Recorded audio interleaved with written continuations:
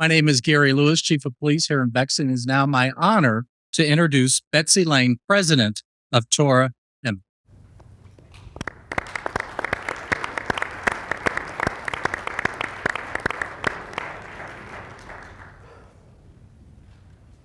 Good evening. I'm Betsy Lane, President of Congregation Torah Heckman. On behalf of Torah Heckman, I'm proud to welcome Mayor Kessler, members of City Council, Superintendent Fine, Library Director Heckman, Chief of Police Lewis, and all of you assembled here today. We value our special relationship with our city and its leadership and are delighted to share our space with you here today. During these fraught times, more than ever, we embrace the opportunity to come together to celebrate our beautiful community. I hope you enjoy your time here today, that you feel the warmth of a shared moment with our Bexley neighbors. Welcome.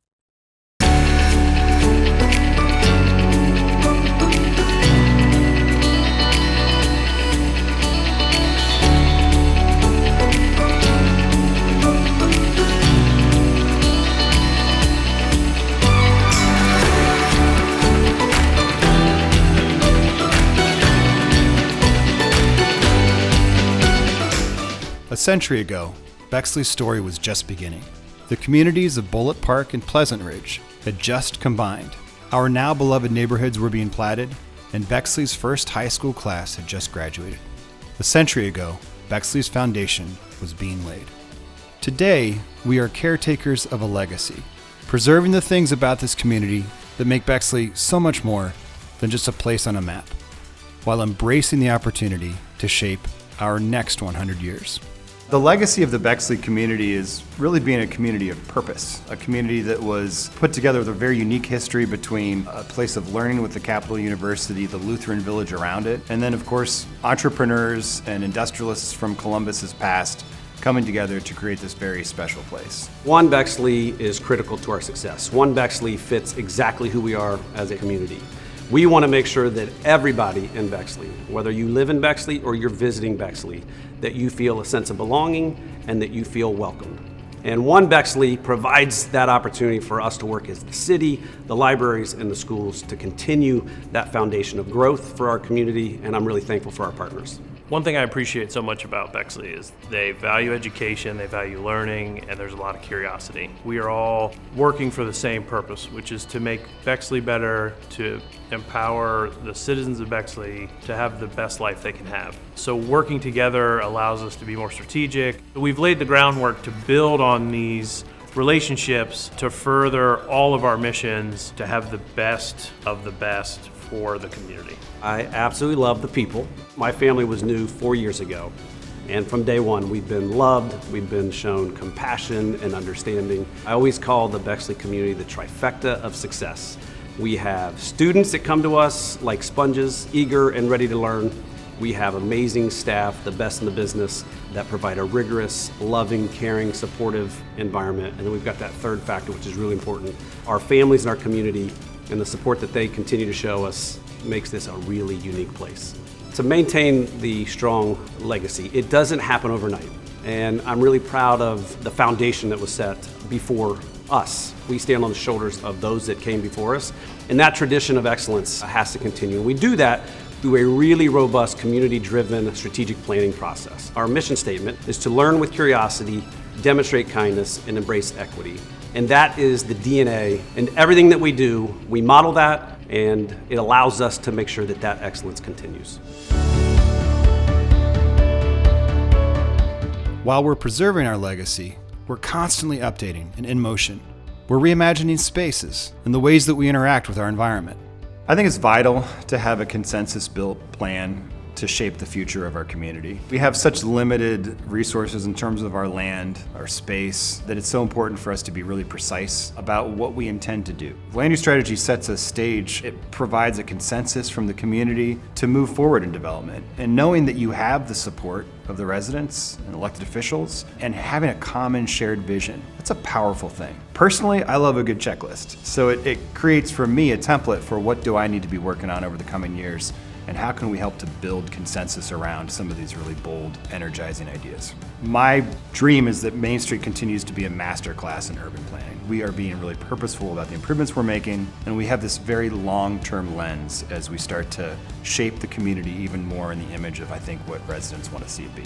We've partnered with our neighbors, Tora Emmett, and the city to redo the front of the library and put in an outdoor reading room that will provide space for outside story time, performances, poetry, jazz. We're gonna have books that you can check out outside, cafe tables and chairs so that you can go to one of the many delicious shops here on Main Street and have lunch, and that we can just be a welcoming space from the sidewalk. I think any good library should be reflective and responsive to the community. So anyone that comes through the door should be able to see themselves in the library and find the tools that they need because we're responding to their requests and needs. And so our goal is to try to figure out what is it that they need that they don't know they need yet and try to be ahead of the curve. So we're looking at things that will benefit their life, make their life a little easier, that they'll never think that's at the public library. And so they'll come in and use these services that we're working on and thinking about, whether it's book vending machines or lockers that you can pick up your holds up in the north part of Bexley or the south part of Bexley, whether it's a mobile van that can be at all our different events, and a host of other services that we're taking a look at that would be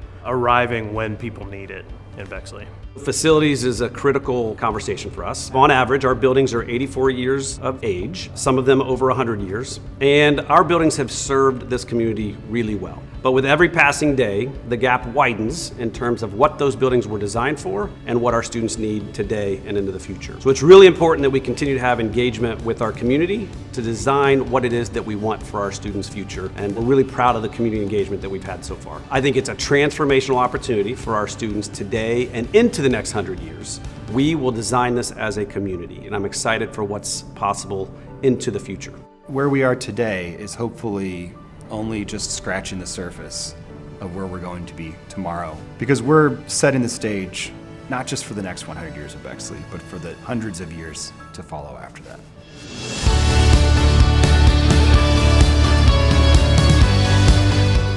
It's sometimes hard to imagine what the next 100 years will bring, but to shape our future in a way that we can all be proud of, our community needs Bright and inspiring young leaders, curious lifelong learners, and compassionate and engaged local and global citizens.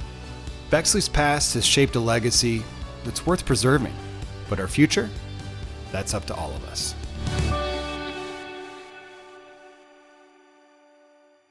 All right, well, that was it. Thanks for coming. Just kidding. I hear there's actually a wager on how long I'm going to speak. I want you to know whoever bet on the long end, you guys are going to win a lot of money. So buckle up. Thank you, Tora Emmett, for hosting us. This is such a beautiful space. Thank you, Betsy. Thank you, Rabbi Zaks. This is a room that's very special to our community. Like you said, I remember our first land use strategy. We had a public workshop here. We had a commission retreat here.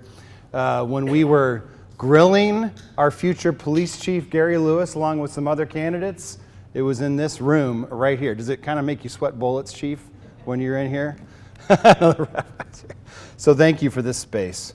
You know, the Jewish community is a vital part of our Bexley community, and these are difficult and uncertain times, as Betsy alluded to. And our Bexley community stands firm in supporting you through these times. Thank you again for opening your doors to us this evening.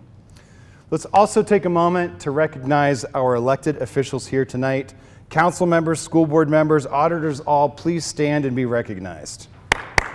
Come on, stand up, you got this. This is basically half the audience, that's good. And also, if you're an employee of one of the institutions presenting here today, if you could, please stand and be recognized. Come on, don't be shy. Thank you. I also want to thank the Bexley Police Honor Guard for being here with us today and helping to lead us at the start. Before we get started, go ahead, let's applause for the Honor Guard. Before we get started, I do want to take a moment to acknowledge the legacy and the deep contributions of Mayor David Madison and Auditor Bill Harvey, who have passed this past year. Both were close personal friends of mine, and they gave so much to the city. Mayor Madison's life was a masterclass in service to our community, and I would like to dedicate this year's address to them. Now, I want to start by taking a glimpse at some highlights from 2024. It was a busy year. For a great look back, check out our annual report. It's on your seat. It has a lot of great information. It was fantastic work by Megan Meyer and team. But in 2024, the Mural Fest energized Main Street. Commonwealth Park began a transformation. The largest development project in the history of Bexley launched at 2200 East Main. Miles of new water mains, sewers lined, streets paved, sidewalk panels paneled, and whole new infill sidewalks on Denver and Charles marched into our city. The Bexley Police Department launched new programs and was more active than ever. These initiatives require a deep coordination among our partners throughout the community, but most importantly, tight coordination among city officials. I'm really proud of the collaborative atmosphere and culture that we've collectively built between my administration, City Council, and our auditor. All of your elected officials truly have a sincere desire to move our community forward, and they have servants' hearts. Here to provide an update on Council's legislative accomplishments over the past year and a peek at what is to come is our magnificent Council President, Monique Lamke. Monique.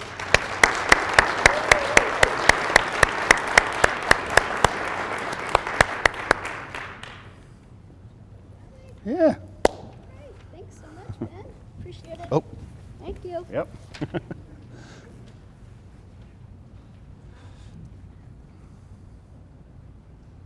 Good evening, Bexley.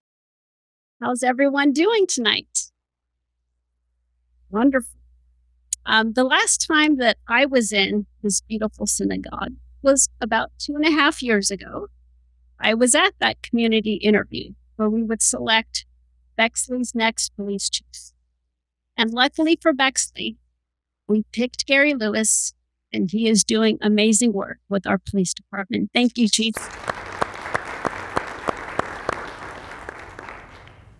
Last spring, I attended the Bexley High School graduation of my niece.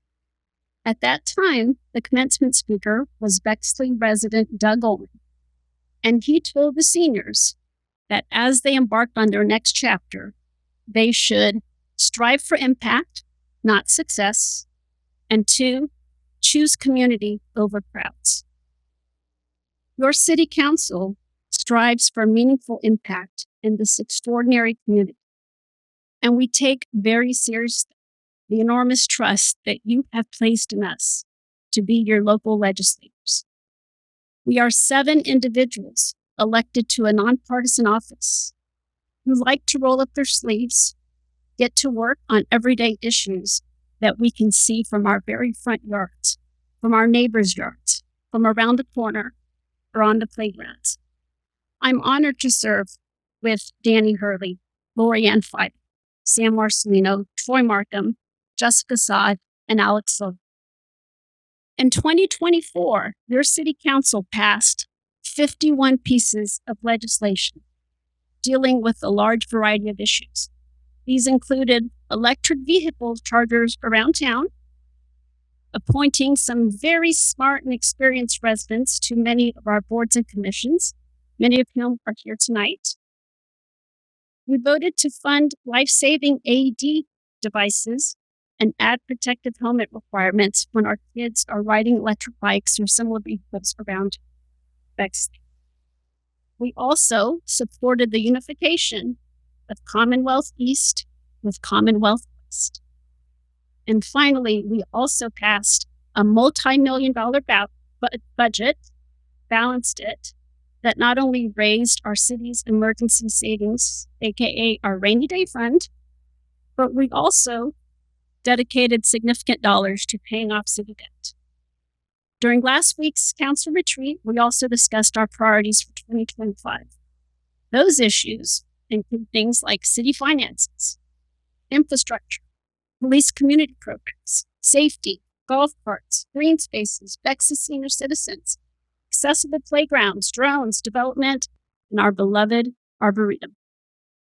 As we all navigate 2025 and continue to choose this extraordinary community in which we live, I urge you to think about all the ways that you have and you still can support Bexley and make a meaningful impact, just like Doug Ullman reminded our seniors.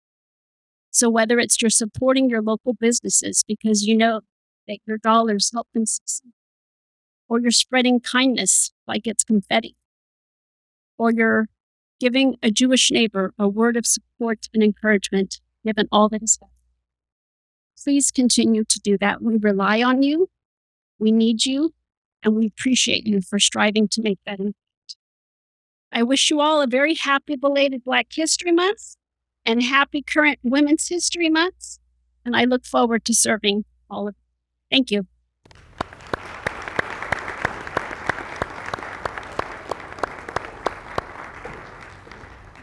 Thank you, Monique. I want to start by talking about our land use strategy update. Our update will wrap this year. It's been a robust public process. We've had public surveys, multiple workshops, over 15 commission meetings to date. The land use strategy envisions new strategies to activate Main Street, including infusing new life into the west portion of Maine, bringing energy to areas that are ripe for gathering, closing the energy gaps on Main Street with two-sided commerce, reimagining the south side of Main Street at Parkview with an expanded mixed-use commercial district and a reworked civic infrastructure. Our plans bring new vibrancy to Cassidy by encouraging two-sided development, expanded commercial areas, sidewalk engaging commerce. It expands on the vision of the joint Livingston Avenue plan with strategies for a bustling Livingston commercial corridor, possible in part due to a historic amount of funding received for us, $13.5 million in federal grants through our partner, the Mid-Ohio Regional Planning Commission, whose director, William Murdoch, is here with some staff. Thank you, William, for joining us, to see this project jump into reality. It sets the stage for expanded housing options for everyone, with a recommendation on accessory dwelling units that we'll be bringing forward to council to consider sooner rather than later. And so much more: a tree canopy strategy, sustainability objectives, tools to better leverage institutional partnerships, policies for economic development, the list goes on. But it's not the only plan we're working on. This year we'll be launching our process to update and expand Bexley's commercial design guidelines. As part of this process, we're working with internationally renowned planner and author Jeff Speck to provide a walkability study of Bexley with recommendations and a public talk with our residents. We'll also be launching a public art and placemaking plan. In part to support all of our strategic objectives, we're entering into a massive update to our sewer infrastructure plan. It's exciting stuff. We're updating our water main replacement schedule in tandem with this. And on the transportation front, we're actively working with Link Us and with CODA. And I want to recognize CODA's CEO, Monica Tejas-Fowler, who's here. Thank you for joining us, Monica. I lost my place. I'm so starstruck. We're working with Link Us to ensure great bus rapid transit service in Bexley, tailored to our unique context. Link Us also brings funding for expanded sidewalk and bike space on our Main Street Bridge, investing in the COM Corridors School Link project, and supporting the Livingston Avenue infrastructure project. This is a huge win for Bexley. A network of bike boulevards is under development. It's due to launch this year. The wayfinding project has been intense. We're exploring multi-use paths in portions of all of our commercial corridors. And I'm about to transition to sustainability, but before we do, trees. Trees are all of these things. They are infrastructure, they are park space, they are sustainability, they are beautification. We're revamping our infill tree program and our community tree giveaway, and we're working on bringing new tree preservation standards to council for consideration. A sustainable Bexley sets our community up for the next 100 years and beyond. Bexley's sustainability is under attack right now, but we're not backing away from it. Programs we're working on include community renewable sourced aggregation. We've saved the community nearly $2 million to date on our current wind-based, fully renewable aggregation program, and it's time for us to re-up. We're working hard to find the right solution for you in the next phase of renewable aggregation. Last year, we launched universal recycling. Every business tenant, every apartment resident, every student has access to recycling in Bexley. We are the first city in Ohio to accomplish this. Fully funded by grants, we've launched 4 new EV charger locations with a focus on areas that serve apartment tenants for overnight charging. And our municipal EV fleet continues to grow. We're pretty sure we have the most electrified fleet in Ohio. Bring it if you think you do. It's saving taxpayer money, plus they're really fun to drive for our crews. And we're in the process of developing a green building code to bring forward to council, helped in part by a seminar of OSU sustainability students. And while we've long emphasized sustainability, we're in the process of developing a formalized sustainability action plan. We actually don't have one, to help us move to an even deeper shade of green. Speaking of green, let's talk about parks and recreation. We have the most vibrant, enthusiastic, amazing recreation and parks program, and we're continuing to build on this success. We're wrapping up the Jeffrey Park and Woodland Preservation Plan to hone this community gem and help it to thrive into the future. We're getting ready to reimagine the Jeffrey Park Playground and also bring a natural play area to it. We're going to transform the pool parking lot. It doesn't sound that much fun until you think about it. We're going to slim down that asphalt footprint, move the dumpsters somewhere else, and create a great place to enjoy our Alum Creek Creekside. We're designing a 4-season shelter house and nature center at Jeffrey for year-round programming. And I want to pause and acknowledge the Bexley Bloomers. Do we have any Bexley Bloomers in the room? I see some. Raise your hand. These guys are amazing. A volunteer crew of passionate gardeners. Thank you for your transformative help and your support at Jeffrey Park and beyond. And just so that they don't run out of things to do, we're putting the finishing touches on the Commonwealth Arboretum Walk, thanks to the support of the Bexley Community Foundation. We're finalizing the infrastructure and landscape design of that unified Commonwealth Park. We're working to build a new senior center at the site of the current temporary space with double the space for our dynamic senior population. We're gathering funding to install pickleball lights at the Jeffrey Courts. We're building a skate spot at Schneider, a long sought after amenity for our teenagers and our teenagers at heart. With the support of ODNR and the Bexley Community Foundation, we're building a bridge at Schneider to connect our Tad Jeffrey natural path to the Alum Creek Greenways Trail. We're partnering with the Bexley Public Library and our hosts here at Tirada Met, also with the support of the BCF, to build a wonderful new outdoor space at the library. I have a feeling we're going to be talking about that a little bit more. Right here, right next to us. We're continuing to add new furnishings and gathering spaces in our parks all along Main Street. We're working with the support of the Bexley Beautification Fund of the BCF to reimagine the landscape design of the North Roosevelt medians and the Fair Avenue medians and the College and the Livingston entryway. You know, I keep on mentioning the Bexley Community Foundation, and in truth, I'm not mentioning them enough. So much of what we do is possible only because of their phenomenal support. The BCF is a pivotal partner in the projects that we're working on to set the stage for Bexley's next 100 years. I want to recognize Chair Sheila Straub with us tonight, Director Hallie Raskin, and the whole BCF team. Let's take a quick look at some of the great work that the BCF has been up to. Greetings from the Bexley Community Foundation, a catalyst for positive change in our beautiful community. Together, we enhance the quality of life for all residents of Bexley.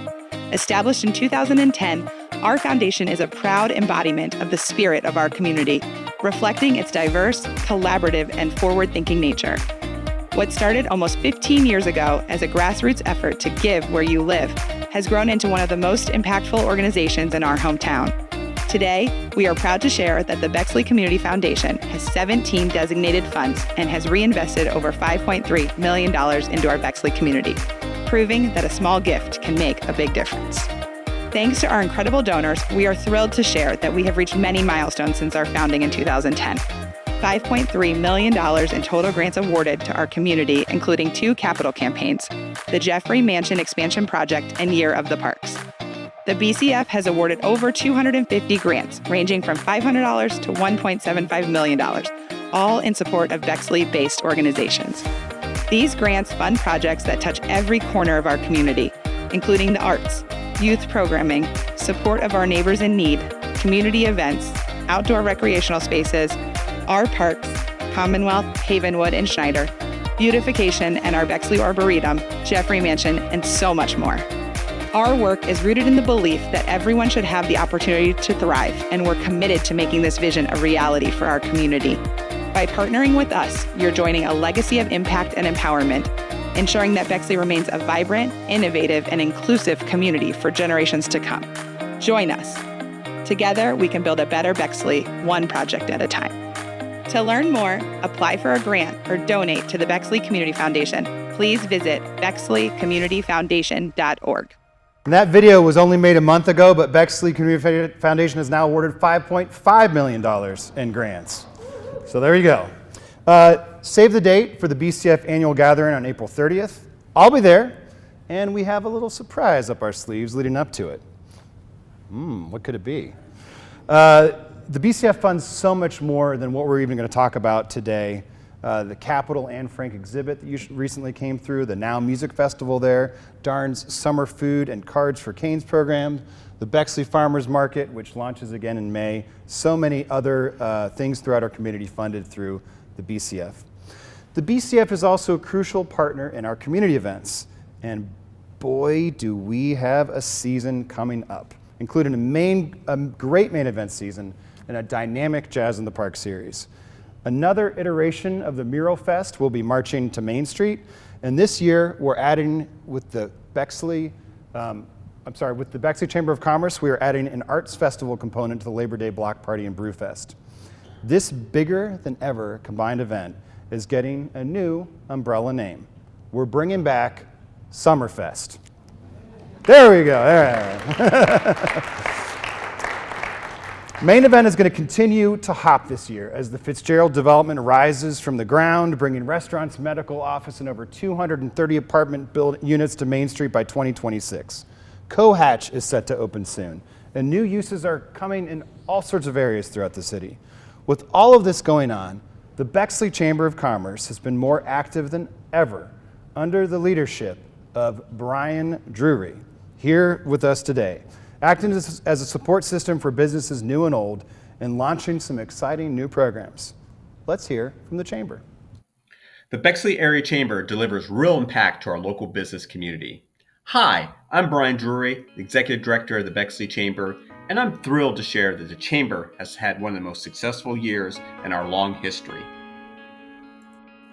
Did you know that 78% of the local consumers feel more confident shopping at businesses that are members of the local chamber? Our members understand the benefit of the chamber, as 2024 had been a tremendous year of growth. Our chamber has almost 350 members as we're ready to grow more. Because of our growth in 2024, the Bexley Area Chamber of Commerce is a big deal. Out of 355 statewide chamber members, we're in the top 30 of new memberships in 2024, even though we're one of the smallest markets. Let's take a look at a few things we did this year. The official giant scissors of the Bexley Chamber were busy this year.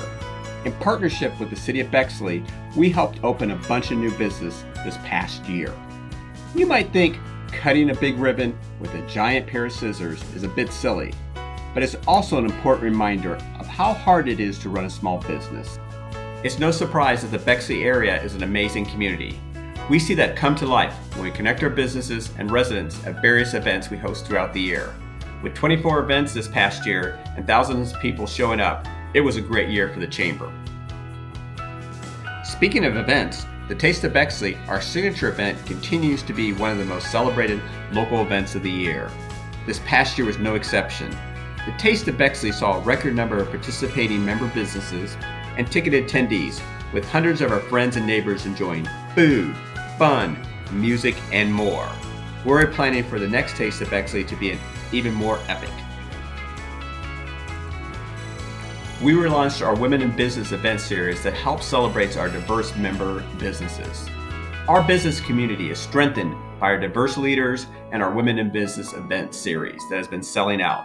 Stay tuned for more events like this throughout the year that celebrates the diversity of our business members. One of the more exciting things we did this past year was launch our small business grant program. Two of our members, Petals That Inspire and Taste of Nigeria, were the first recipients of these small business grants. Our small business grants can be used for general business operations that help our members continue to thrive. The Chamber is not all business all the time. We create opportunities for our members to give back to the community that they benefit. You might see our members refilling curbside pantries, stocking books in our little libraries, and volunteering throughout the city. Don't worry, we also had time for some fun. We marched in parades, served beer at Brewfest, danced along with our neighbors at Porch Fest and Into the Woods, and make certain to take time to show our out-of-town visitors what Bexley is all about. 2024 was a busy year for the Chamber, and 2025 will be no different. So what's next for the Chamber? 2025 and beyond is all about the Chamber being reinvented. While we won't create a Brian Drury clone, the board hasn't fully ruled that out yet. All kidding aside, 2025 is poised to be a pivotal year for the Chamber of Commerce. There'll be more events, a brand new state-of-the-art website that you've been asking for. We'll be adding creative new ways for our members to drive customers to their businesses through unique marketing initiatives. We'll provide our members with new ways to cut costs and run their businesses more effectively. Ultimately, the Chamber will deliver more value to our members than you have ever seen before. There has never been a better time to be a member of the Bexley Area Chamber than right now. Lastly, we could not do this without our amazing public partners, the City of Bexley, the Bexley Community Foundation, the Bexley Police Department, and the Bexley Public Library. Thank you very much for your continued support, and thank you to the Bexley area community. Here's to a successful 2025. Man, now that I know there's an AI Brian, I love it. Everything we're talking about, this is all only possible when we're covering the basics that our community keeps our community running. These core functions are what we spend most of our energy and time on, and for good reason. Here are some highlights of our year ahead. We know that the top priority of our local government function is to keep Bexley safe. Our police department continues to lead the region. And this year we will continue with expanded community policing programs, a newly remodeled and expanded dispatch center that's coming online, deploying next generation software so our officers have quick access to reliable data in the field. Flock cameras are now online, helping us to provide better and faster response to serious criminal violations. And our Project Taillight has been live and active for several years and is only growing in its use. And today we're announcing a new program stolen shamelessly from the city of Dublin called Slow Down Bexley. They don't call it Slow Down Bexley, we call it Slow Down Bexley. Slow Down Bexley is the next generation version of our neighborhood speed reduction program. It combines public awareness, marketing resources, an open data dashboard of speed studies, and a publicized response paradigm to help us bring down the speed of vehicles in our neighborhood. This is incredibly important. Speed is becoming more of an issue, distracted driving. We'll be launching Slow Down Bexley this spring. And I want to thank Advocate Lee Nathans for his tireless work to expand our public AED program. Lee Nathans is with us right over there. There you are, Lee.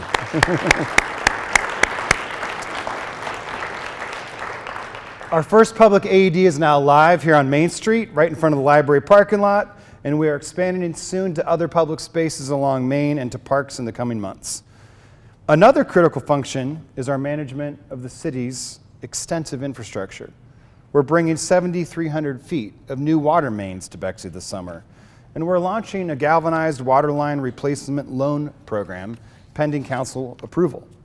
We're launching the AquaHawk system this spring so that residents can monitor their water consumption in real time and get alerts on any possible leaks. And we're finalizing the details on a one-time grant program for residents who have experienced water leaks and stark increases in their water bills. We're going to pave over 2 miles of streets this summer, install over 1,000 sidewalk panels, continue bringing sidewalks to places where we don't have sidewalks today, and sewers, that glamorous, most invisible, but one of our most important infrastructure systems.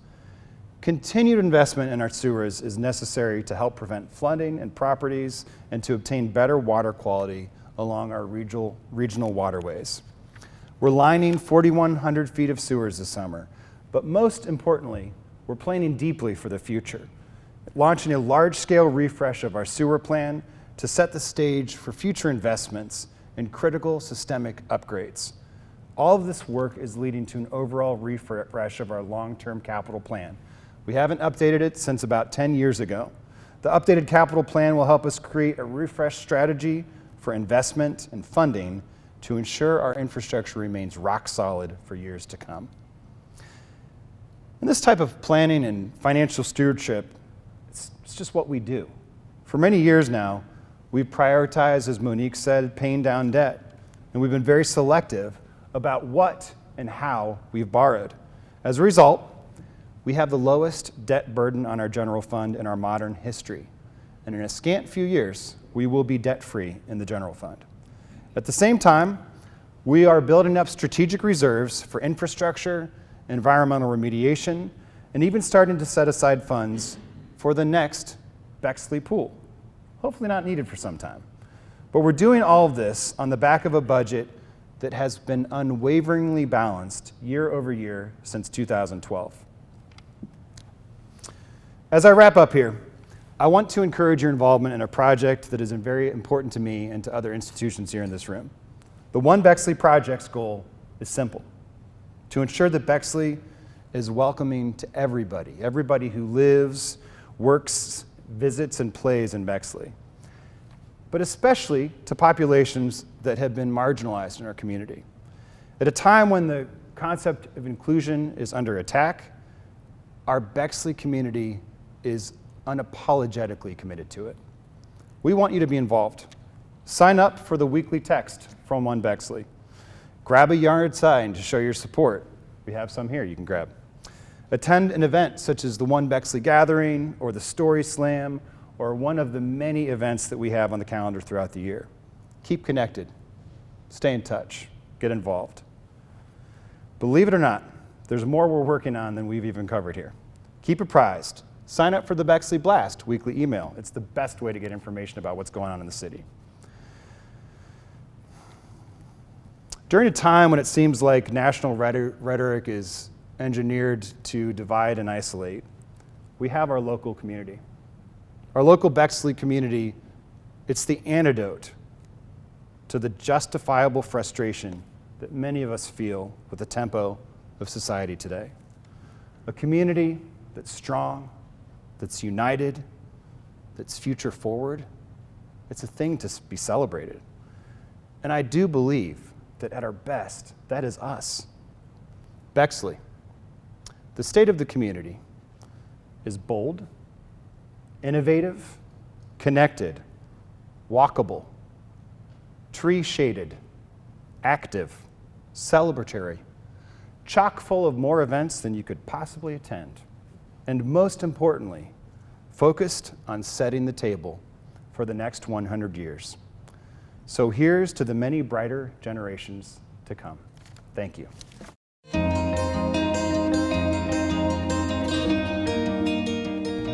Bexley is leafy, family friendly. It's a beautiful neighborhood. A great place for a stroll. A place to learn. A place to play. And Bexley has a bright future building on these strengths. But not everyone has been able to participate in our community. Literally, deed restrictions and national lending standards made it impossible for families of color to live in Bexley well into the 1960s and even beyond. Redlining was so powerful in Bexley that few, if any, students of color graduated throughout the 60s, 70s, and the 80s. And the culture that surrounded that exclusion has carried forth in a number of ways since then. In seemingly innocent ways, like basing legitimacy and belonging on how many generations of your family came before you. When there are families of color that structurally could never belong to that same flag. Or in bigger, more threatening ways, including racist taunts and tropes that percolate from the dinner table conversations to the classroom. Or the historical legacy of profiling that continues to cast a shadow over everyday interactions. Or the fact that historically blue-line communities like Bexley have been much slower to diversify than communities formed since that time, showing the long-lasting heritage of structural racism. Because of this legacy, we believe that we need to be intentional and purposeful in building a true sense of belonging in Bexley. Today, we have the opportunity and resources to continue making positive change. To be a better version of ourselves.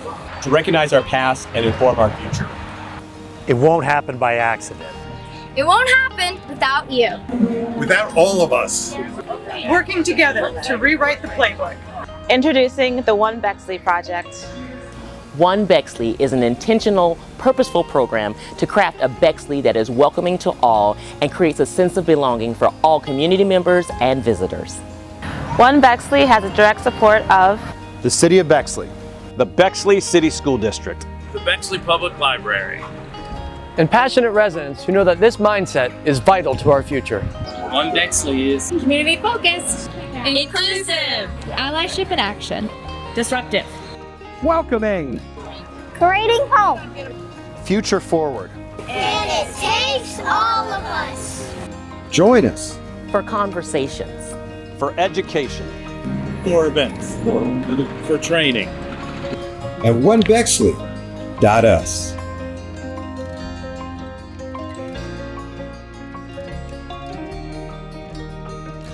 Good evening, everyone. I am Jason Fine. I am the superintendent of Bexley City Schools. I have the greatest job in the world. I think this is a great example of that. Ben Kessler, in the preparation, he said, let me go first. I'll get the standing ovation. Then you go, and then we'll bring up Ben Heckman, and it'll be a roaring standing ovation for Ben. But I am so thankful to be here. This is my 4th year as superintendent, and like I said, it is the greatest job in the world. I'm going to share a little bit about why this evening. The first thing that we need will be a thank you to our friends here at Torah Emmett. It is critical that we thank our partners, and it's also critical for the superintendent to make sure that names are spelled correctly. Luckily, Rabbi Zach, I think, has exited. I misspelled Rabbi Zach, but that breeds opportunity. Challenges breed opportunity. It allows us to talk more about this partnership, and we're really thankful, Betsy and Rabbi Zach. Rabbi is one of the first folks that I met once I got the job, and he continues to answer the phone when we are in need of guidance and support, and we're so thankful for that partnership. But we really appreciate this beautiful space for this evening. I also want to thank our incredible Board of Education. If you've heard me speak, you've heard me say this before, we are really lucky in Bexley, same as our City Council. Our Bexley Board of Education is world class. We have 5 individuals that fight for students, fight for staff, and fight to make sure that we are continuing to provide a really important world-class experience for our students. I want to acknowledge our board members that are here. Some could not be here. I see Dr. Baker in the space. I see Patrick King in the space. I think I saw Mike Carter in the space. Vice President Joanne Pickrell is in the space. And then our President, Victoria Powers. She is going to speak with us a little bit later. It is hard to be a board member in 2025. It is thankless, and they do it incredibly well. And I'm so thankful to go along the journey with our 5 board members. And I learn something from them every day about what it means to continue to fight for students and fight for kids during a time that can be very uncertain. So we're thankful for our advocates who serve on the board. I want to talk briefly. I know there is a time limit as we go through this. You heard us talk in that video. We talked about a strategic plan. I couldn't be more proud of our strategic plan. Strategic plan, we're in year 2 of 3. I'm not going to get into all the specifics, but I think there are some critical components. Number one, this was a community-driven plan that was created 2 years ago. We had over 3,000 data points. We had several community engagement sessions. It is not the superintendent's strategic plan. It is not the Board of Education strategic plan. It is a community-driven strategic plan that has a lot of really important things that is the guiding light that continues to push us forward every day. The mission statement, you heard me talk in the video. You see it also up here. Learn with curiosity, demonstrate kindness, and embrace equity. Those 3 areas of focus are critical. It makes up the DNA of who we are, who we must be, and we lean on that mission and our vision and our values when we make really challenging decisions, and it is critical that we continue to do so. Also in our strategic plan, you can find it on our website. You will see that everything that we do, there are 3 main areas of focus. We're not going to get into those areas. When we look at teaching and learning and culture and our facilities, everything that we do is built on the foundation of diversity, equity, and inclusion, and a sense of belonging and welcoming in our community. So we're really thankful for the work. We're in year 2 of 3. We just gave a community update at our last board meeting, and again, you can find those updates online. A tradition of excellence, I believe, is what we're known for when it comes to academics in Bexley. And I couldn't be more proud of the successes that we have as a district. And ultimately what we want our students, when they exit our walls, to be wildly successful in whatever it is that they choose to do. And we're really thankful for the work that we do, and we can't do it alone. We'll talk about that a little bit later. But you can see some of the things that academically we take great pride in, knowing that our students are finding opportunities to engage with rigorous content and building connections with their staff members, with the trusted adult in the classroom. And they do find really, or have success through that world-class experience. We also know that there's more to the story. The rest of the story, you can see up here, and I know some of this may be tough to read, but 88%, this is a fascinating, I think this says a lot about who we are in Bexley. 88% of our students participate in an extracurricular activity. And a lot of those 88% of our students are participating in multiple. And I think that sets us apart. There are lots of opportunities for our students to be successful in the classroom and outside of the classroom, and really thankful for those opportunities. A couple of things that I want to highlight, because I think it's pretty cool. We've had 5 state champions in the last calendar year. We've had 2 in the last couple weeks. Maya Bowles is a 3-time state champ in tennis. She could become the first girl ever in Ohio to 4-peat. Henry Lassard is a freshman. He's a sophomore this year. He's getting ready this season to embark on a repeat of a state title in tennis. I told City Council the other day, if you want a shot at the title in tennis, it runs through Bexley. We're really thankful for our tennis success. Jackson Monis is a 2-time swimming champ in Bexley, and he just repeated last week at our swim and dive competition. He is a sophomore. It's fascinating how these young students keep finding success. Marius Garcia is a defending state champion in wrestling, first state champ in wrestling in over 50 years. He is going for a repeat of that title this Saturday. We just had our first ever female swimming state champ in Katie Drummond. That happened last Friday. Sandy Sawowski was also our D2 Coach of the Year. In arts, we've got Gabe Adler. He finished in the top 25 of our State Governor Artistic Award. Zeke Moses just performed at our last Board of Education meeting. He just was awarded the state champion in our Poetry Out Loud Championship. Maddie LaFollette is 1 out of 100 students across the nation to be named a Disney Dreamer. So she's headed to Disney to learn from many of those who came before her of how to be a great leader. Xanadu, which was our performance last year, received several awards, including Sammy Ross, Best Actress in a Supporting Role.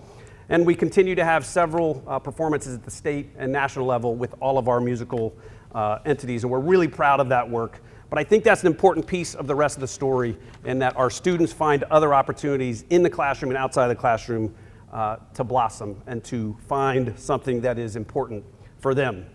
The other piece that's really important for our success is the people behind the walls or inside the classrooms.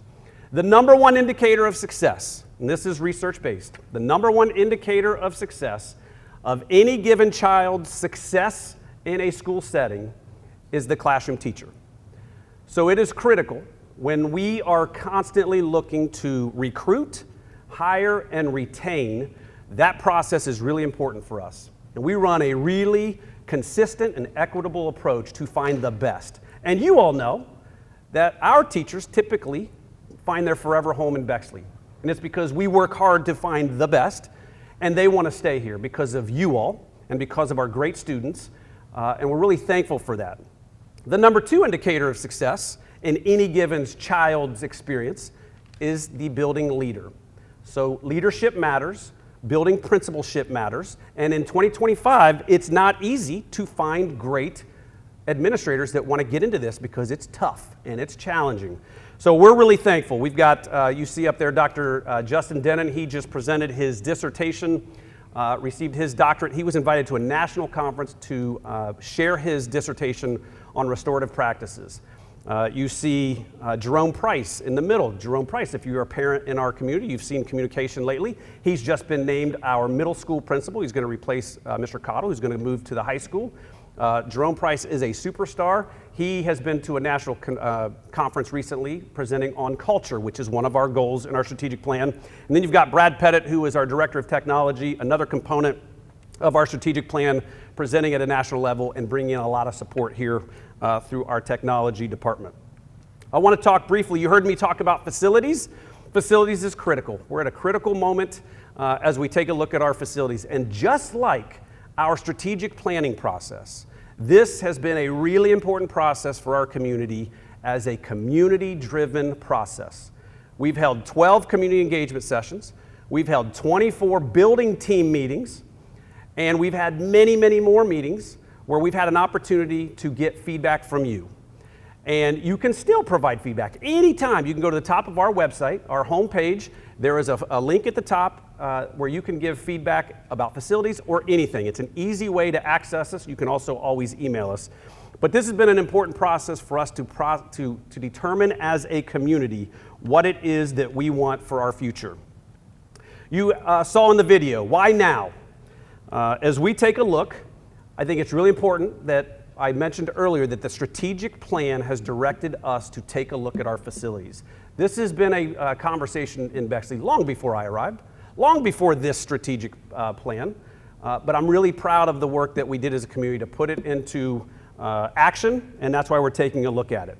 You heard me say on the video, our buildings have served this community really well, but the gap continues to widen from the design of these buildings, on average 85 years ago, to what our students need today and into the future. So that's why this is a really important, critical moment in our community's time to determine what it is that we need as a community for our students, so that we make sure that we're planning for their future and not our past.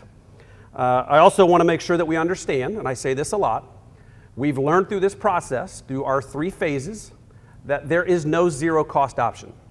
We know that our aging facilities are a concern, and we know that it's going to cost money. We have looked at what it's going to cost in 0 to 5 years, 6 to 10 years, and 11 to 15 years. We have that information. We have that in our website if you want to take a look at that. So we have to determine, are we going to repair? Are we going to renovate? Are we going to rebuild? And those are conversations that we're having. We appreciate the feedback that we've received from our community.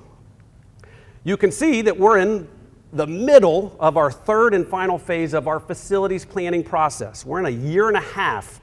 We're about a year and a half in of the facilities process. You can see that we are at the decisions phase.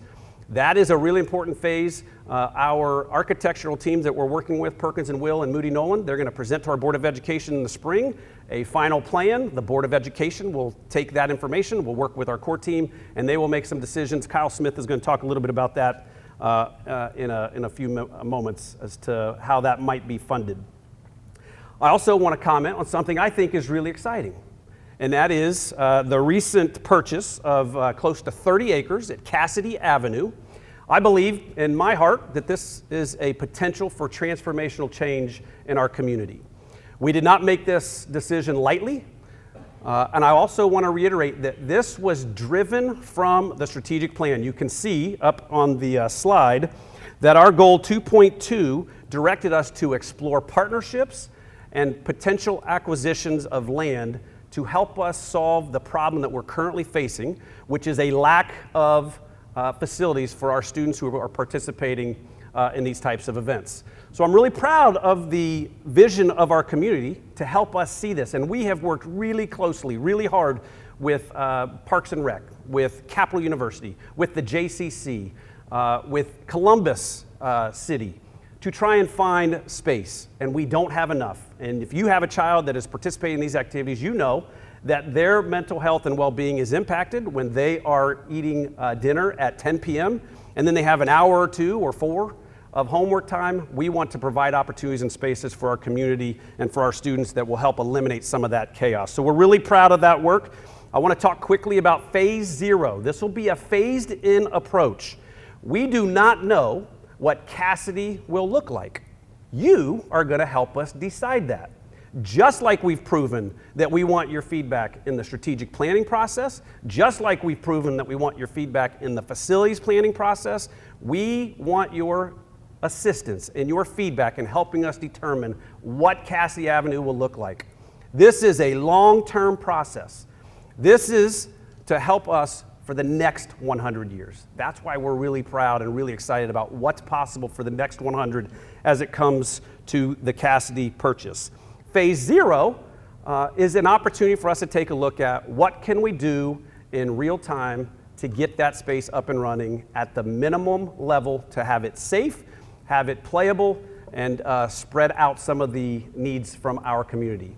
You will be informed on every step of the way, but we will not design what Cassidy Avenue looks like without you. So that's a really important piece. The next piece, I'm going to bring up a superstar. Kyle Smith is our treasurer, and I am really thankful. I talked about our Board of Education. We don't function to the level we function without a treasurer like Kyle Smith. He is phenomenal.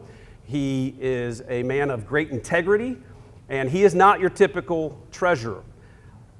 I love all treasurers, but I love this one because he understands the need of students. And when we're talking about what students need, he does a phenomenal job of identifying ways that we can support those students by being fiscally responsible with great integrity and stewardship, and I'm really thankful. Kyle's going to talk to you a moment about some of the things that's happening in our district. Let's give it up for Kyle Smith.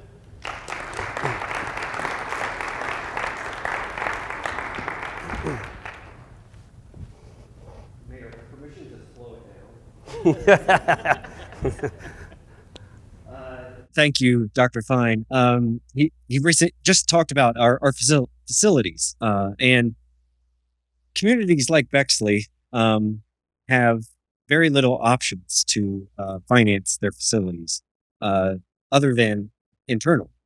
And for us, we've been talking about 2 major options. One through bonds with property taxes, similar to operational levies, and another option is the income tax, which you can do with what's called certificate of participation. So just wanted to lay the foundation and groundwork for potential options when it comes to facilities finance. One reason Bexley is not able to really rely on state funding is really represented in the pie graph above with the green slip, which is the state support for school districts. That also translates into facility assistance. But as we are good stewards, we believe, in your tax dollars of income tax and property tax, we're at a moment in time where we believe it's important to be good stewards of the dollars that you pay to the state as in form of state income tax. That green slip comes back to Bexley. The state is in a biennium budget cycle. The governor's proposal, which will probably go through several iterations in the House and Senate, but that proposal is calling for budget reductions for Bexley City Schools. So not only are we trying to be good stewards of your local tax dollars, but we feel it's important to advocate for the dollars that we receive from the state, and we try to protect every dollar that we could receive. Make sure I didn't go too far. A year ago, when I stood in front of you, this chart looked massively different. That orange line was dipping below 0. This community showed support to its schools over many decades, but more specifically with issue 36, and we're appreciative of that. And issue 36 was a different funding model for Bexley schools. Typically, you see that darker blue line is a flat line because of House Bill 920 for school districts and property taxes. But the incremental levy is something new, whereas that lighter blue line increases, the incremental levy increases as well over a 5-year period. So it's new, it's exciting, but also part of that, agreement that we've had with the community is we'd spend into our reserves, so that orange line still does decrease, with the notion that as we ask for your dollars over time, we don't need as much as we would previously in previous levy cycles. Next, I'd like to bring our board president.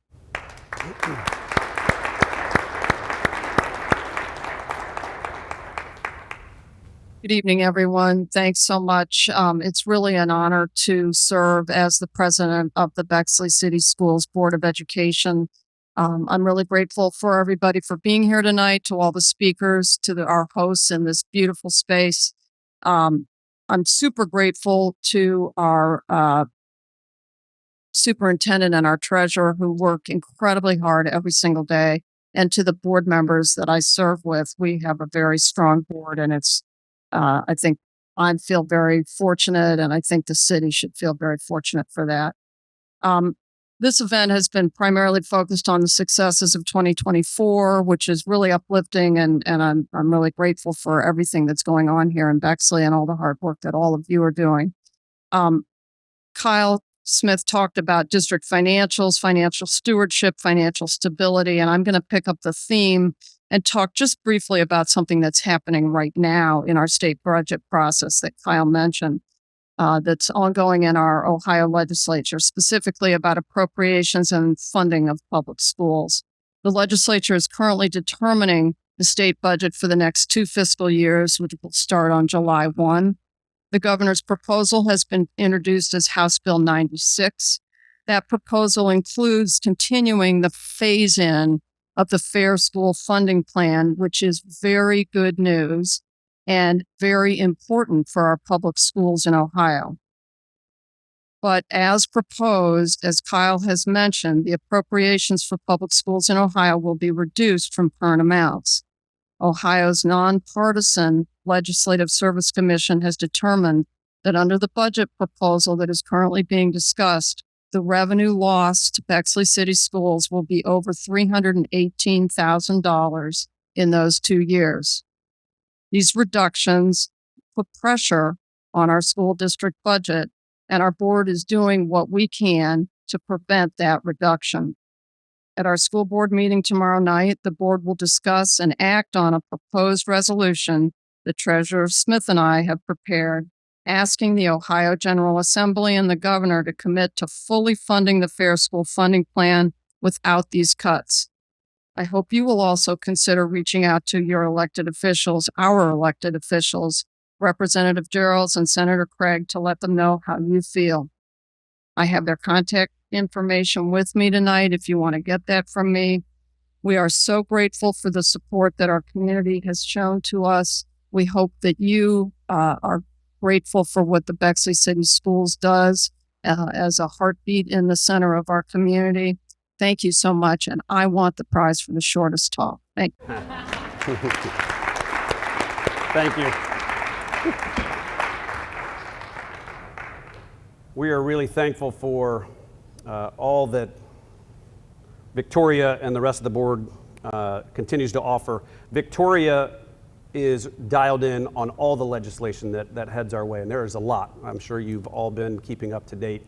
We're really thankful for your willingness and your commitment, and I agree, the hardest working board president in the state and beyond. I want to just show one last thing, and then we're going to wrap it up and hand it to the reason we're all here, Ben Heckman. We can't do what we do without you.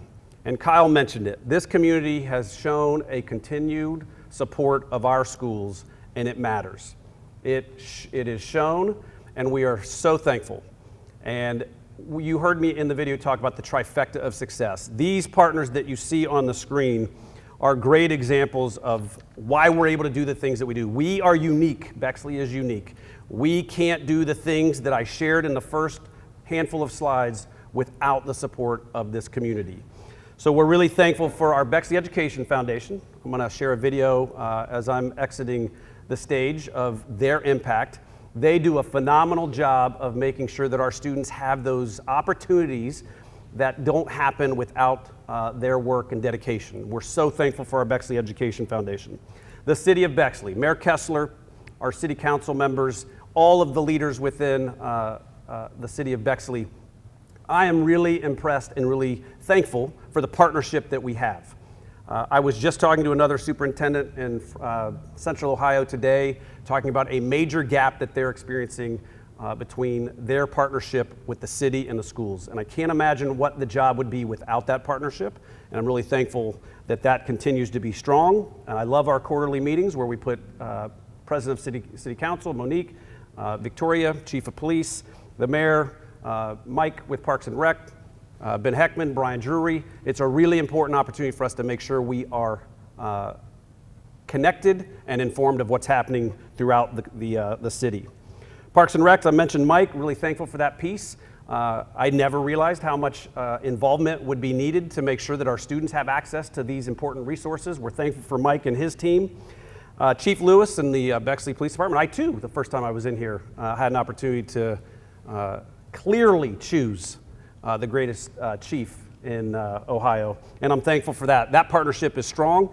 It continues to strengthen, and we really appreciate your support. And when we are in need of Chief Lewis and his team, they answer the phone. They are immediate response, and we are so thankful. We appreciate that.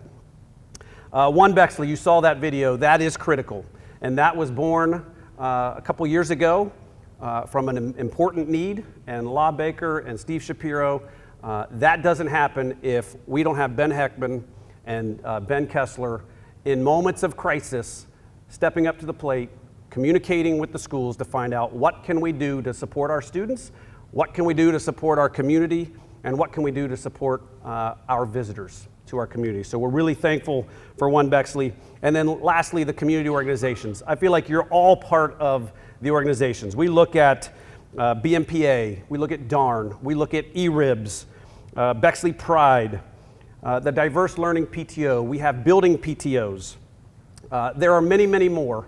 Those are the organizations that continue to support and lift our students up and allow them to continue to find great experiences and experience that world-class experience that we're looking for. So we're thankful that you've given us a little bit of time to brag on the work that's happening. We still have a lot of work ahead of us. We're not where we want to be. We're going to continue to push. We want to continue to be excellent as we push to the next several years and beyond to the 100 years. But we are thankful, and I hope you've heard tonight that we can't be successful without you. We appreciate all that you've done. If you want to stay tuned, I know the Bexley Blast goes out at 5 p.m. every Friday. We've got the Thursday slot at 5 p.m., sometimes 6 p.m.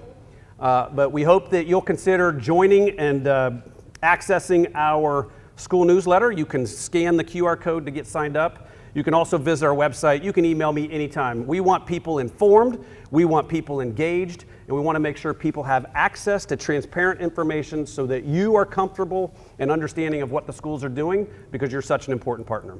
Huge thank you for being here tonight. Thank you for giving us a little bit of time. I want to share an important video from our friends at the Bexley Education Foundation.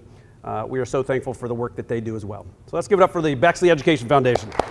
More than 40 years ago, a group of Bexley parents and community leaders envisioned how private support could strengthen public education in Bexley. Today, the Bexley Education Foundation is a model for other communities wanting to mobilize private resources to enhance their schools. Thanks to the remarkable generosity of those who care deeply for our schools, the foundation has channeled over $8 million to the Bexley City School District. The impact of the foundation can be seen in the classrooms and in other learning, gathering, and performing spaces across the district.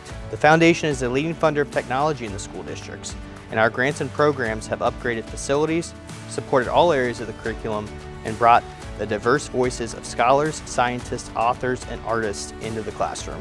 Foundation funding has provided Bexley students with inspiration and opportunities, including the initial purchase of Chromebooks in 2020, so that every student could have their own school-issued device.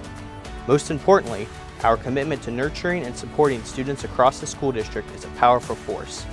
It ensures that all students have a strong foundation for future success. I want to be like a soccer player mostly because I look up to a lot of the Bexley kids when they're playing. It just inspires me to be a better player and like work hard every day. When I grow up, I want to be a songwriter because it sounds fun, and also I just like singing. Being an art teacher sounds fun. Maybe I kind of want to be a music producer. Thinking about being an actor because I feel like that's one of the things I do best. I really want to be an author when I grow up. So in like 3rd grade, I wrote the most terrible story ever. And ever since then, I wanted to be an author. I think I'm going to go into design or marketing or communications maybe. I'm thinking about pursuing a degree in industrial design. Now I'm looking into majoring in political science first and then going on to get my law degree. I've really taken what Bexley has given me, and I have, as my dad would like to say, taken it a step forward because we have a great education system here. I enjoy the idea of either being able to help people or just understanding like all the concepts that go into law and all the different practices of law. I feel like Bexley is a very strong academic environment, and you know, everyone in this school is very motivated and good at what they do. We invite you to join us in investing in the potential of all Bexley students. To learn more about the work of the foundation, visit our website, bexleyeducationfoundation.org.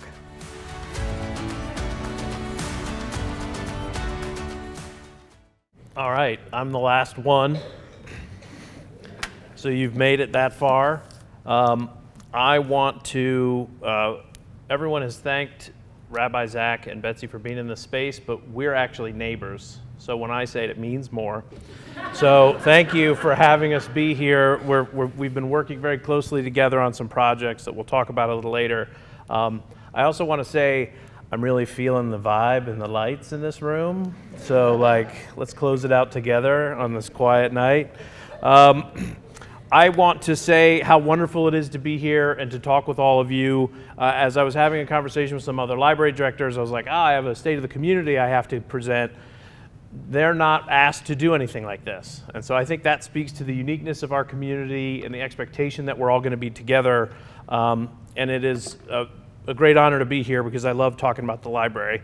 I also want to thank people who helped bring the state of the community together. Megan Meyer, where's Megan? Oh, great, she just stepped out. That's excellent. Okay, great. So when she comes back in, we're gonna have to do that like we didn't do it. And to Natalie Vaughter for help putting this together tonight.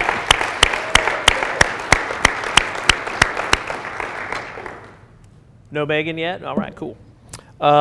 So I want to start off here. We're going to talk about the 5 strategic priorities. We talked about the strategic plan last year. All right, cool. Connected community. At the library, we are all about bringing people together. Whether it is resources, books, ideas, experts, or fun. We want it all. And even if you can't physically come to the library, we want to make sure that we can bring the library to you. And so there's another famous Ben in that picture. I hear he makes an appearance from time to time. We might hear from him later. And that's what we're about. We're physically located in the center of the community, and so we're all about bringing folks together. And at the heart of that is the user-centered experience.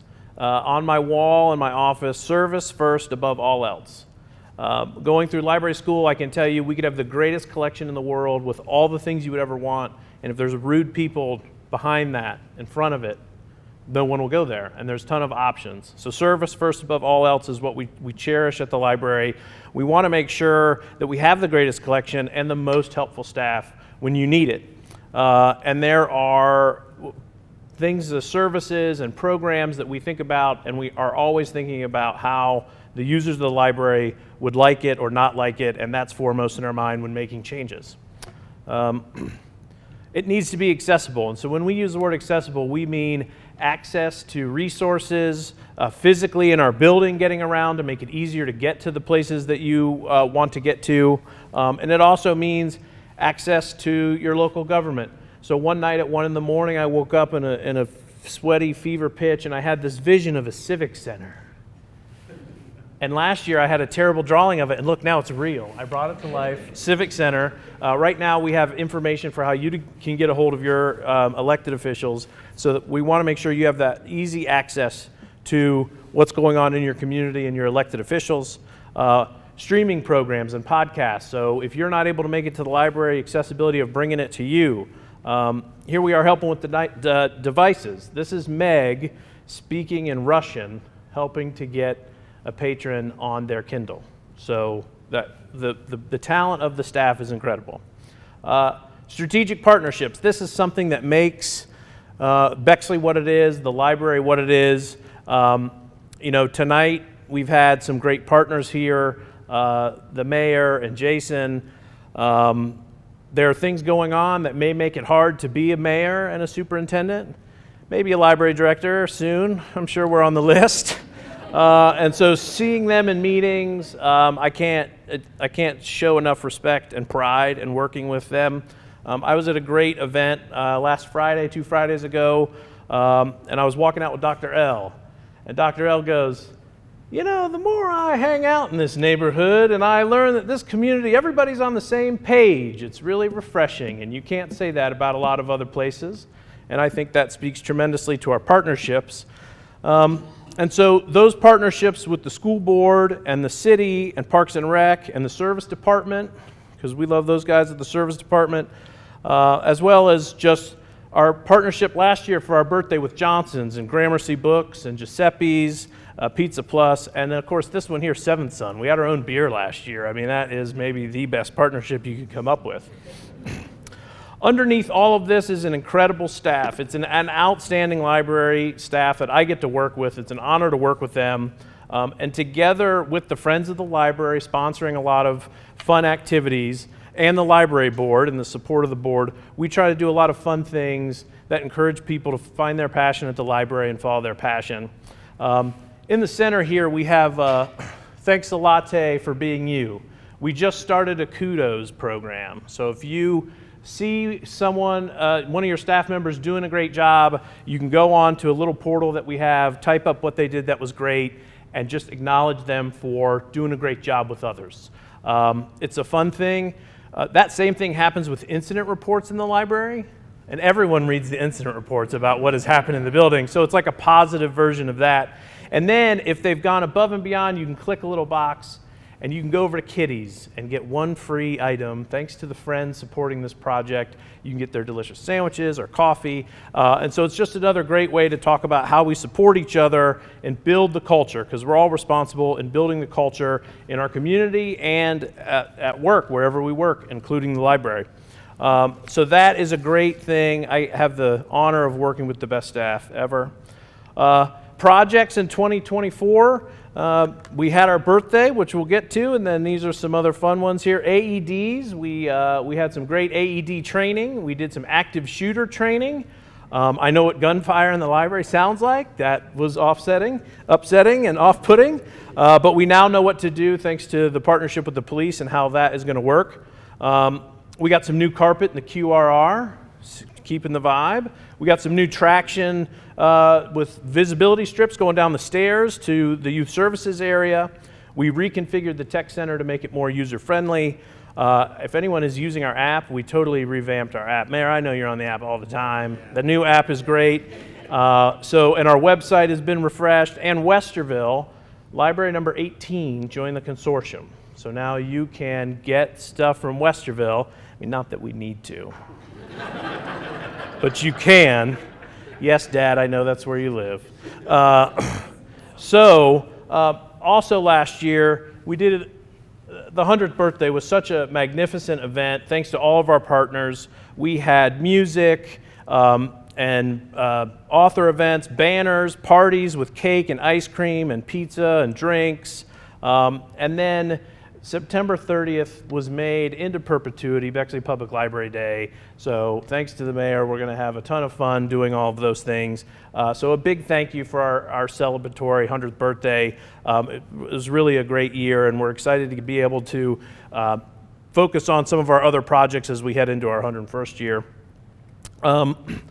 Last year I talked to you about the strategic plan, and this year, after the State of the Community last year, we finished up our equity statement, which was a full staff effort, and we're very, very proud. And so I want to share just a little bit of it.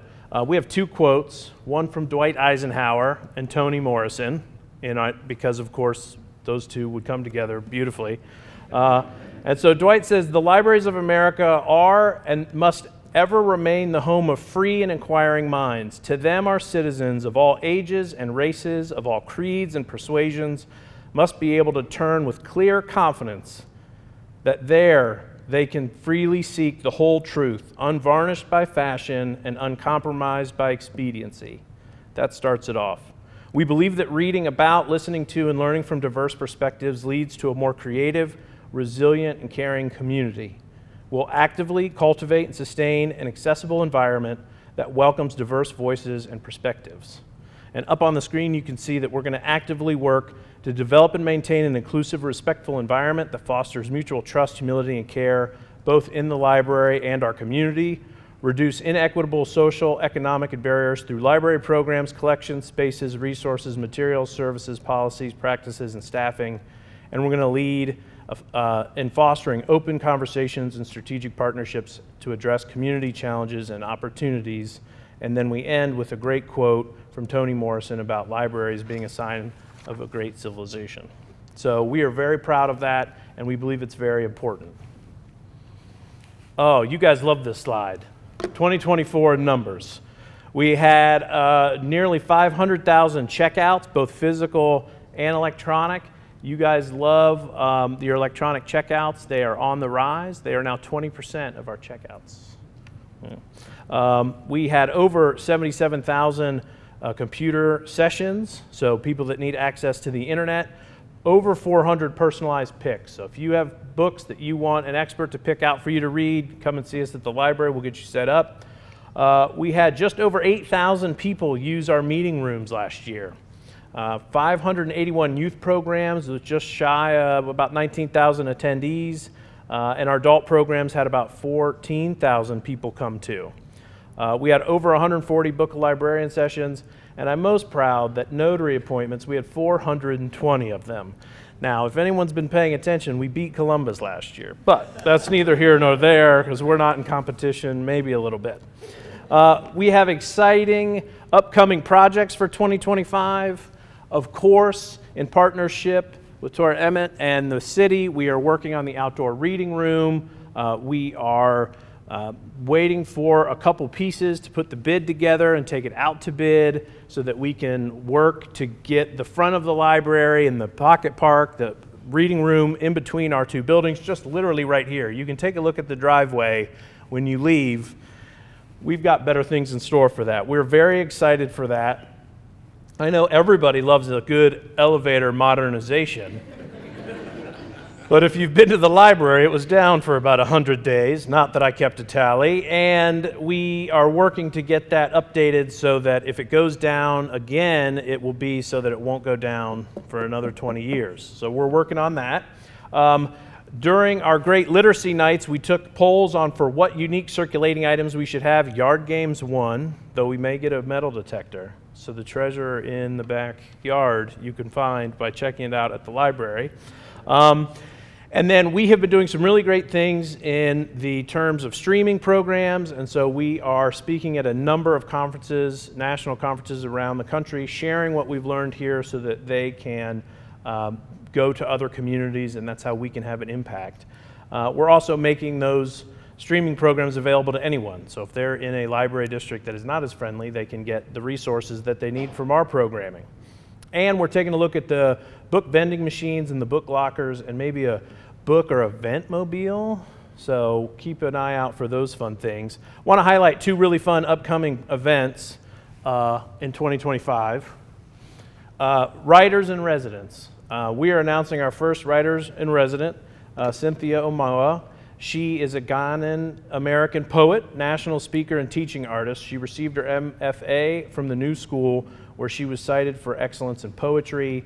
We have been working on this project. She is going to come and bring exciting creativity, not to just writing programs, which she'll be hosting, but also larger programs for everyone about writing and books. And then she's hopefully going to give a lot of creativity to our programming brainstorming. The other exciting thing that we have, which I think is up there, is called Listen Columbus. This is going to be an online streaming database of local musicians and their music. So if you want to go see a band at the Rumba Cafe, that tells you how long I've been there. It's been a while. You can go and listen to local music. It's going to preserve places here, the venues. It's going to work with musicians, and you'll be able to get a bunch of local music here at the Bexley Public Library. So also very exciting to what we have going on. Other fun projects, we have the Bigger Than Me project coming up on March 23rd from 3 to 4. This was an incredible partnership with Ohio State and the Bexley Public Library. Every child has an epic story. We worked with various departments at Ohio State to work with families to capture their unique story. So what do they know about their family? Where did they come from? And what is their story? And then they've written that down with multimedia, art, and digitization. They're bringing their story to life, and it's going to be published into a book. So this is an incredible program. We are piloting this with Ohio State, and we're working on it to be able to take it to other libraries so that every child's story and family story can be captured. So come and see the product of that hard work on the 23rd of March. And then, of course, Color Our World is our summer community read that starts May 31st and will happen all summer. And that'll be an exciting time. We do that every year. And so as we enter our 101st year of existence, the library is strong.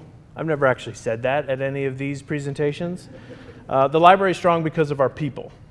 Those who came before us, as we learned last year, left us a strong foundation as their legacy. And now the incredibly talented staff of today can build for tomorrow. And of course, none of that can happen without the wonderful people that make up this community. With your support, we're able to do this work, good work. And a good library reflects and embodies the values of the community it serves. So I end tonight with a bedrock commitment, and one that we all take very seriously at the library. But to best illustrate this point, I need a little help from another famous Ben. Just the Bens are just winning tonight. In 1778, farmers living about 30 miles southwest of Boston petitioned the Massachusetts state legislature to be incorporated as a new town. When they get to the State House, they get news that Ben Franklin has talked the French into coming and allying with us to win the Revolutionary War. Well, that's what would happen. They were so excited about this, they decided to change their name to the town of Franklin instead of Exeter. Now, a year later, one of the townspeople got a really smart idea, and they wrote Ben Franklin and said, "We need a new bell for our church steeple, and we think that since we named ourselves after you, and you're a well-to-do printer, why don't you send us a bell?" Now, instead, Ben Franklin sent them books on moral philosophy and just government from his own personal collection, along with the note saying, "Please accept these books instead of a bell because sense being preferable to sound." And currently today, there's a lot of sound and not a lot of sense. And we're not here to tell you what the sense is, but we are here to help you make sense of what's going on. So coming into the library, getting your information, your resources to determine what you think is going on, to make up your own mind and not have someone tell you what to think. That is our commitment to this community. We're going to continue to fight for that. I know that we'll have other supporters in this room. We are grateful for that. Your access to information and know what's going on is the most important thing. I know Ben Franklin said it was the bedrock, and why he thought the revolution was even successful was because these farmers had access to books, and that's what made the difference. So our library, your library, we are here to continue on that journey. I want to thank you guys for being here. I want to thank Megan Meyer for pulling all this together. Thank you so much. I don't know if there's, oh yeah, thank you. It is an honor being in your library. And everyone have a great night. Be safe. Thank you.